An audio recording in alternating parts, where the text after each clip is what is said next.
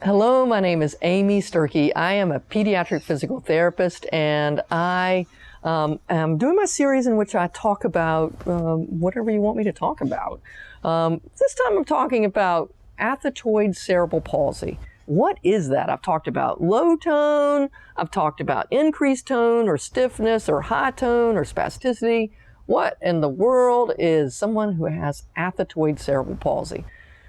Athetoid cerebral palsy is a condition that affects 12 to 14% of all people who have cerebral palsy. So it's not a huge percentage. That makes sense because I have about 40 kids on my caseload, and I have 4 children, or young adults in some cases, who have athetoid cerebral palsy.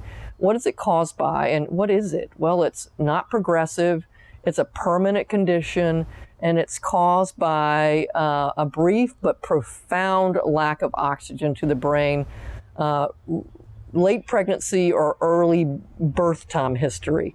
It is caused by damage to the cerebellum or the thalamus or the basal ganglia. It could be caused by an infection. It could be caused by trauma to the brain or the lack of oxygen. It could be caused during a premature birth. It could be caused by severe infantile jaundice. It could be caused in blood clotting in the placenta before you're born. But what happens basically is there is a fluctuation of the tone. It goes from high tone to a low tone to one muscle group firing to the opposite muscle group firing. And this varies on a day-to-day basis and a moment-to-moment basis.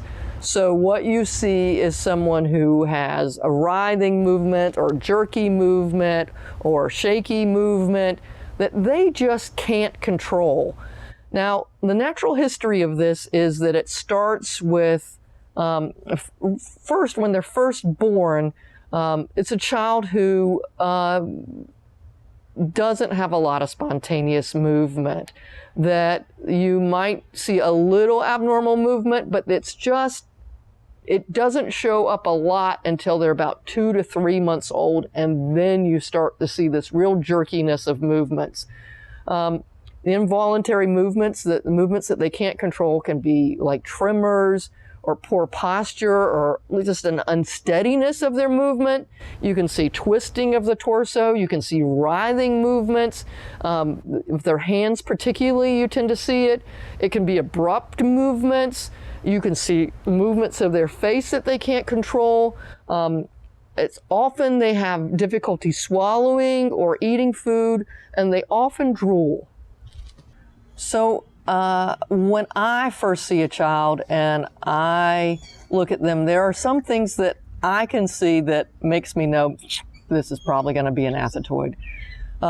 When they're on their stomach, now because the damage usually happens late in the development, usually their cognition is relatively intact. They may have a learning disability, but often I find these clients to be fairly smart. So they learn quickly that if they have this fluctuating tone, that some things can't be trusted. So in early development, when a child is laying on their stomach, they would tend to prop on their arms, prop on straight arms. Kids who have athetoid cerebral palsy, they learn really quickly that these arms can't be trusted, that these arms are going to go and they're going to bang their face right on the ground. Even from here, these arms can't be trusted. So they learn, by golly, if I can't trust my arms, I'm not going to use them. And they learn to use their back to hold up their body when they're laying on their stomach. So the presentation that I frequently see these kids is here on their stomach without weight bearing on their arms. They learn that their arms are not something to trust, and I have to work really hard in therapy to teach them to learn to put weight on their arms, because their arms are really not going to develop well if they don't learn to put weight on their arms, to push through the arms. A classic kid with cerebral palsy, with athetoid cerebral palsy, has trouble figuring out how to use their arms in any kind of functional way, to crawl, to pull up, to stand holding on to something. because they don't trust their arms. A lot of times I can get them to use their legs better, but their arms, they just go, nah, I could do without it. They learn to use their back to hold themselves up. They have trouble figuring out how to use their stomach muscles, but their back, they've got those back muscles nailed. The other thing that because they don't do all that weight bearing, they don't really stretch out all the neck musculature, and they learn to use their chin and their neck and their jaw as a postural muscle to help hold them up. And when you learn to use your jaw as a postural muscle, it's not a great muscle to be used for chewing and swallowing and learning how to talk.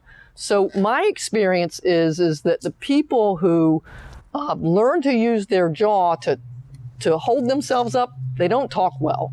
So those people, the athetoids I have, for example, the one that does not walk at all, they talk really well.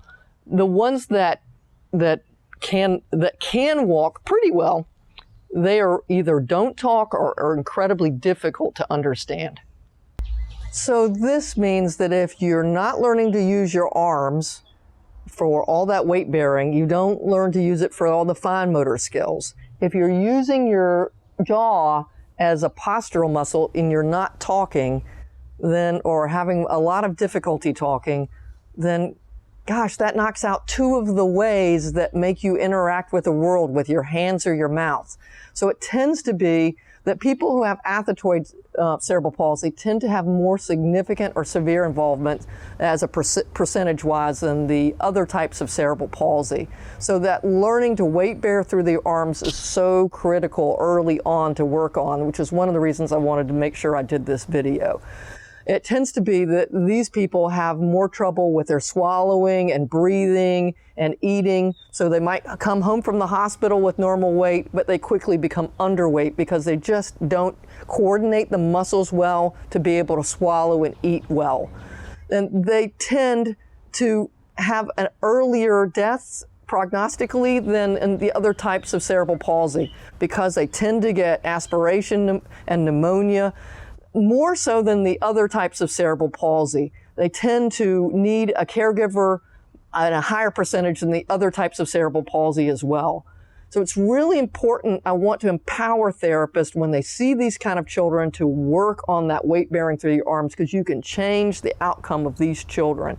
What are the other treatments for athetoid cerebral palsy? Well, there's really not great ones.